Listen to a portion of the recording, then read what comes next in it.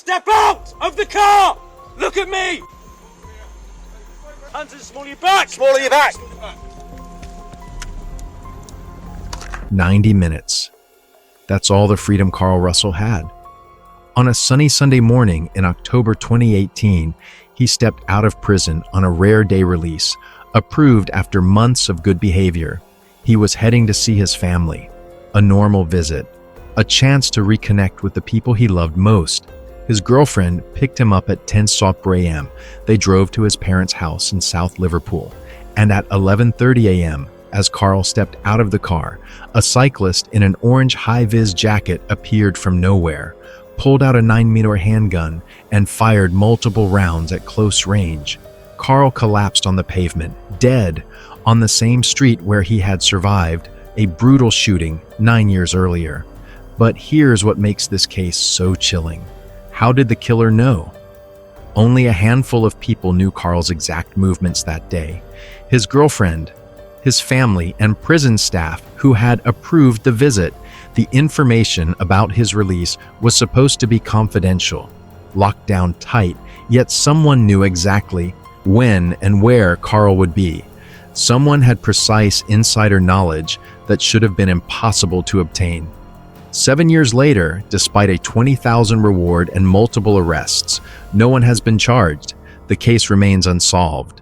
And the question that haunts investigators, Carl's family, and everyone following this case is simple but terrifying. Where did the leak come from? Before we dive deeper into this impossible execution, if you're new to Dark Truth Files, hit that subscribe button right now. We bring you the unsolved cases that refuse to fade away, the mysteries that demand answers. Turn on notifications so you never miss our investigations into Britain's most haunting crimes.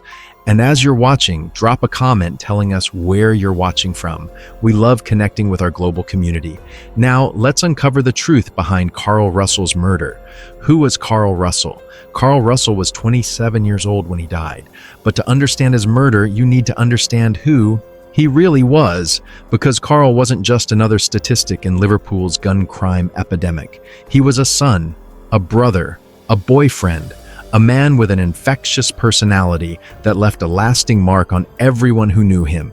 To his tight-knit family in Bellevale, South Liverpool, Carl was the cheeky, devoted lad they adored, a mommy's boy who idolized his girlfriend Leakin, a loving brother, uncle, and son with a heart of gold. His family described him in raw, heartfelt tributes as our lovable rogue. No angel, they admitted openly, but someone who would do anything for anyone, always ready with a laugh, a helping hand, or that signature grin that could light up the darkest room. Born and raised on the estates of Bellevale, Carl grew up in a working-class world where family meant everything. He was the son of Kenny and Marie, brother to Rebecca, Wesley, Chris, and others. A clan bound by fierce loyalty. Photos shared by his loved ones show him beaming alongside his mom Marie and dad Kenny. Carl's world revolved around his family and Leakin, his true love. He idolized her, putting her and his loved ones above all else. Yet Carl's life wasn't without its edges. Like many young men from Liverpool's tougher neighborhoods, he found himself pulled toward the city's underworld shadows. Early on, by his late teens, he was known to police. He was navigating a landscape dominated by organized crime gangs, drug networks, and simmering feuds that dictated survival on the streets. He wasn't a boss or a major player in any empire, just a fringe figure whose choices lead him into dangerous territory. His family openly acknowledged it.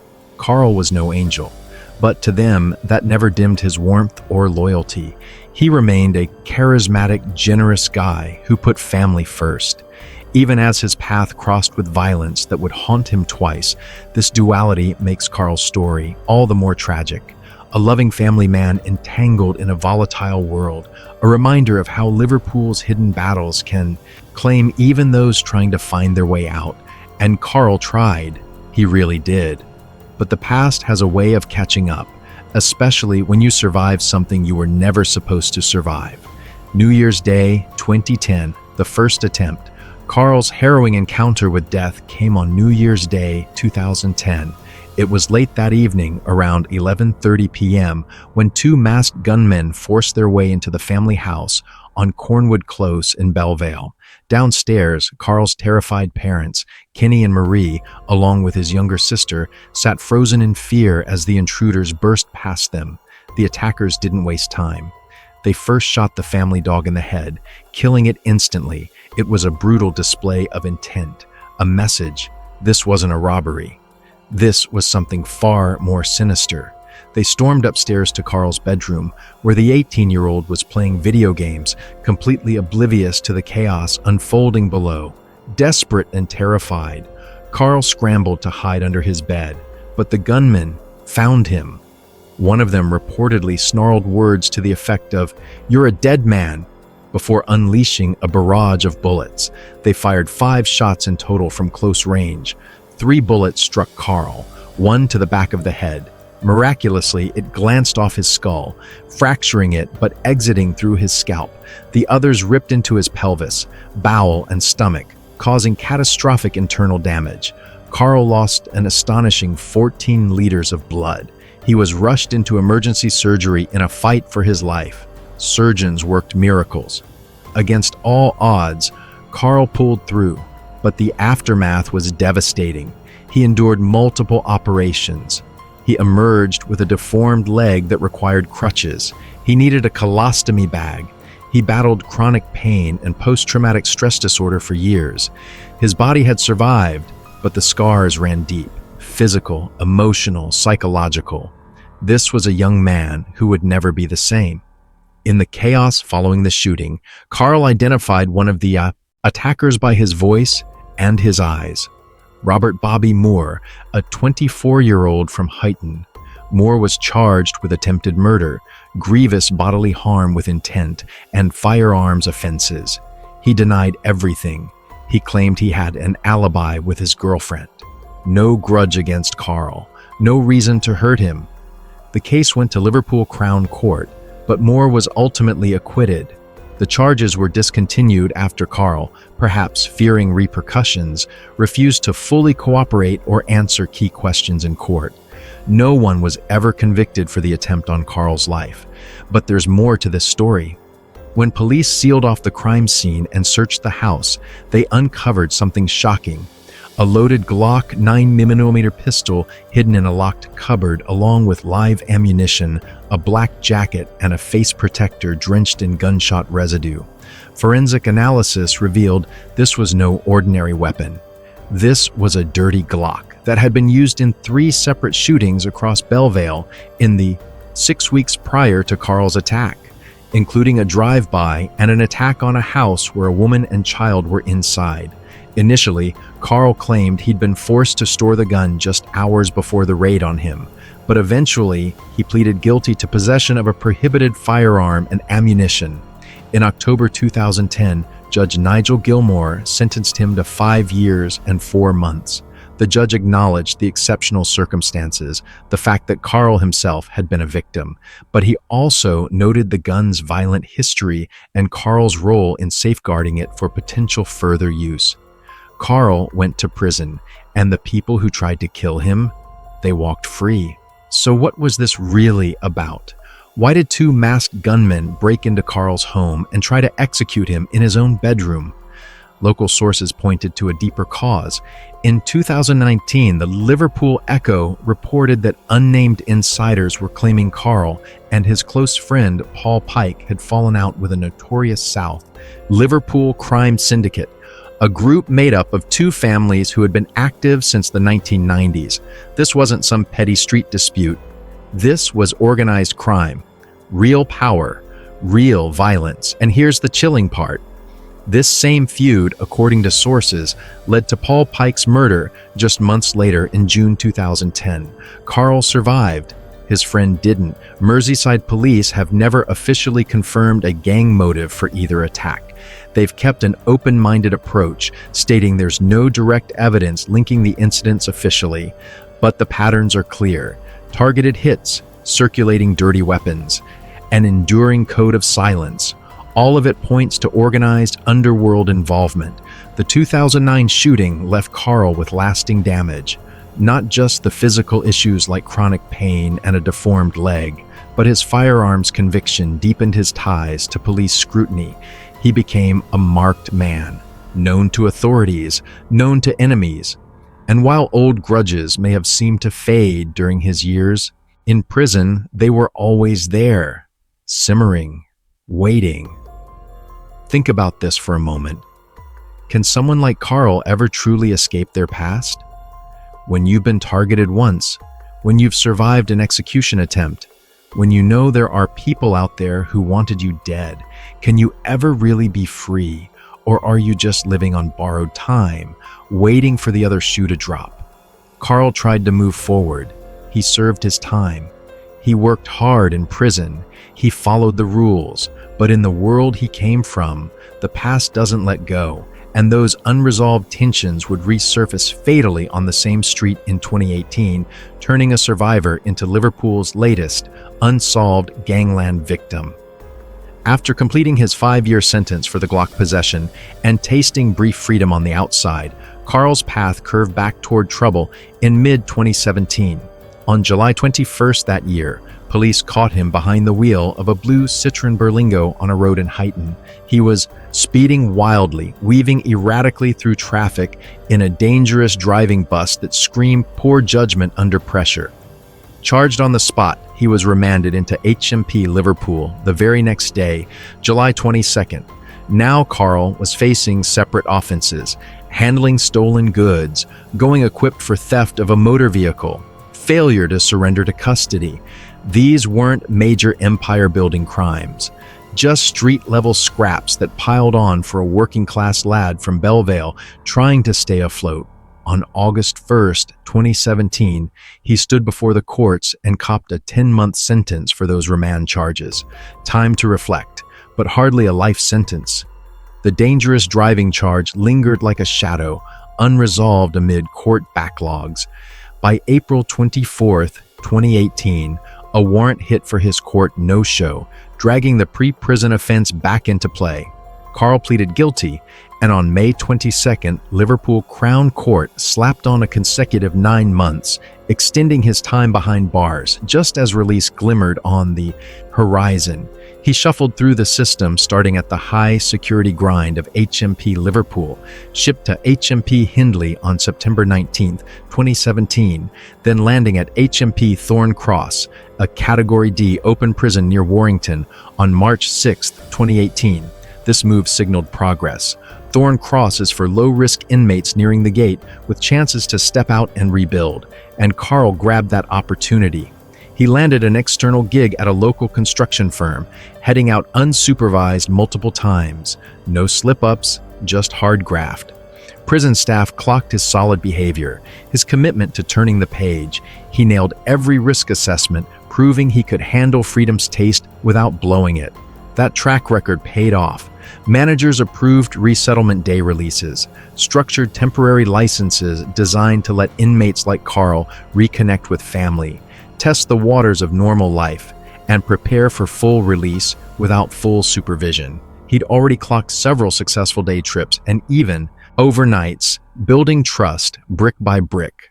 A home detention curfew loomed around mid-October 2018, which would have tagged him electronically to finish his stretch at his mom's house under strict curfew. No more walls, just rules and a shot at stability. The extra 9 months had nudged things back a bit, but on Sunday, October 7th, 2018, prison officials approved a routine family visit. His girlfriend, Leakin, the woman his family said he idolized, would pick him up from Thorncross that morning around 10 a.m.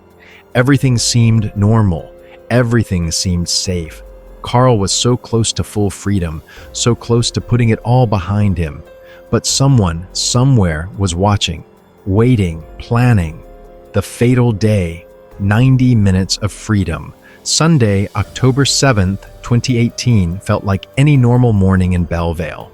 Around 10 a.m., Leakin picked Carl up from HMP Thorn Cross. As standard procedure, staff rang for the whereabouts call, checking in to make sure everything was on track. Carl picked up, casual as ever, confirming he was en route to his parents' house on Cornwood Close. The same street etched with his 2009 scars, the same street where he had nearly died 9 years earlier. Resettlement day release operations are locked tight by policy. There's no sharing of schedules or locations with other inmates. It's a need-to-know circle. Just staff, approved family, and contacts like Leakin. The information is supposed to be confidential, protected, secure. But here's what makes this case so disturbing. The 2024 Prisons and Probation Ombudsman report laid it bare. Thorncross was packed with Merseyside faces. About a third of the inmates had been flagged with organized crime gang links. In a place like that, whispers snake through visits, smuggled notes, mobile phones pinging in the shadows, underground intel that turns prison walls porous. Someone beyond that official circle knew Carl's exact movements that day. The time, the place, the blue Citroen pulling up, a glimmer of hope about to be snuffed out by shadows closing in. Around 11:30 a.m., Carl pulled up outside his parents' house. He stepped out of the passenger side, probably thinking about seeing his mom and dad, probably thinking about how good it felt to be outside those prison walls. And then everything changed. A lone cyclist pedaled straight toward them. The man was white, in his late 20s, medium build, dressed all in black underneath an orange high-vis jacket with a dark blue bottom and a reflective band across it. He wore a mask. There was no hesitation in his movements. Calm, calculated, professional. He pulled a 9mm semi-automatic handgun and fired multiple rounds at close range, targeting Carl's head and torso. The shots rang out in broad daylight, echoing down the quiet estate. Carl collapsed instantly, mortally wounded on the pavement. Leakin, unharmed physically but traumatized beyond words, was frozen in shock.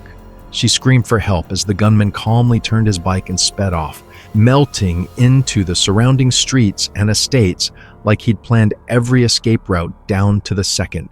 This was no spur-of-the-moment robbery. No random act of violence. This screamed professional execution. The precision was chilling. The killer struck in a busy residential area on a Sunday morning. He used a bike for a quick, low-profile getaway. He wore high-vis to blend in like a worker or a delivery rider. Nobody would have looked twice at him. And most damning of all, how did he know Carl's exact arrival time? Only a handful of people were in the loop, yet someone had waited years for the perfect moment to settle a score. And they got it. So, where did the leak come from? If it wasn't the prison staff and it wasn't Carl's family, then who told the killer exactly when and where Carl would be? Think about it. Someone had to know. Someone had to pass that information along. Was it another inmate at Thorncross? Was it someone on the outside with connections inside? Or was it something even more sinister? Drop your thoughts in the comments. We want to hear your theories. Horrified neighbors rushed out as Carl lay bleeding on the pavement. Some tried desperately to stem the bleeding. Others called emergency services. Paramedics fought to save him en route to the hospital, but Carl was pronounced dead shortly after arrival. The wounds were too severe. There was no miracle this time. The boy who had survived 14 liters of blood loss in 2009 didn't make it through this one. Merseyside police responded quickly. Officers cordoned off Cornwood Close, set up forensics tents, and began house-to-house inquiries. CCTV footage provided a description of the gunman. A white male, late 20s, medium build, wearing all black under an orange high-vis jacket with a dark blue bottom and reflective band. Early appeals focused on sightings of that distinctive cyclist. Detectives also sought information about a white 53-plate Nissan Primstar van seen in the area around the time of the shooting, and a taxi driver who may have picked up a fare and overheard a conversation related to the van or the shooting. The driver had approached officers at the scene but hadn't been traced since. Over the years, police made 3 arrests. Men held on suspicion of murder or conspiracy to murder, but all were released on bail or under investigation. No charges were ever brought forward. Potential links to Carl's past surfaced. His 2009 survival of the home invasion, the Glock conviction, local reports suggesting a feud with a South Liverpool crime syndicate. Detectives described the killing as targeted, but they kept an open-minded stance on motives and any connection to prior incidents. But no solid evidence emerged to advance charges. The investigation hit the same wall that so many Liverpool gang cases hit. A wall of silence, nobody talking, nobody cooperating, the code of the streets holding firm. The aftermath and unanswered questions. On the 5th anniversary in October 2023, Crime Stoppers announced a $20,000 reward for information given directly to the charity that leads to an arrest and conviction. The reward remains active until late 2025. Appeals continue for the high-vis cyclist, the Nissan van, and the taxi driver. Anyone with information can come forward anonymously. No questions asked, just answers, justice. In late 2024, following the 6th anniversary, the Prisons and Probation Ombudsman published an independent fatal incident report into Carl's death. The conclusion: HMP Thorn Cross followed all correct procedures for approving and managing his resettlement day release. No intelligence indicated any risk to Carl. Risk assessments were properly completed. Staff first learned of the shooting through local news reports. They then followed protocol, trying to contact Carl, and when they couldn't reach him, they called his girlfriend Leakin, who confirmed he was the victim. The report highlighted that Thorn Cross held many Merseyside inmates, with around a third having known links to organized crime gangs, but they found no evidence of a prison leak. This cleared the prison of any fault, but it also sharpened the central question that haunts this case. If not from official channels, then how did the gunman obtain such precise details on Carl's day release? As of December 2025, over 7 years on, no new arrests have been made. The case remains unsolved, with ongoing calls for witnesses in Liverpool's persistent gun crime landscape. 7 years on from that Sunday morning in October 2018, Carl Russell's murder remains unsolved, and the pain for his family is as raw as ever. The shooting didn't just take Carl. It reopened the deep wounds from his 2009 survival, leaving his loved ones grappling with compounded trauma. His mom, Marie, has spoken openly about the PTSD that affects them all. Sleepless nights, constant anxiety, a trust in the world that's been shattered forever. In public appeals, she's described Carl as our light, a son whose cheeky smile and big heart held the family together. They urge anyone with information to come forward anonymously, stressing that silence only protects the guilty. Their story is a stark reminder of the human toll of unsolved gun crimes in Liverpool. Families left in limbo, waiting for answers while organized crime gangs maintain their code of silence. Merseyside police continue to treat the case as active. They're still keen to trace the high-vis cyclist, anyone connected to the white 53-plate Nissan Primstar van seen nearby, or the taxi driver who may have overheard relevant conversation that day. So we leave you with this question: where did the information come from? If not the prison and not the family, then who leaked Carl's movements? Was it an inmate? Was it someone on the outside with connections? Or is there something even darker at play here? Drop your thoughts in the comments below. Share this video to keep the conversation going and to keep pressure on those who know what happened. Hit that subscribe button to Dark Truth Files. Turn on notifications so you never miss our investigations. Like this video if you want justice for Carl Russell and his family, because silence only protects the guilty, and we won't stay silent.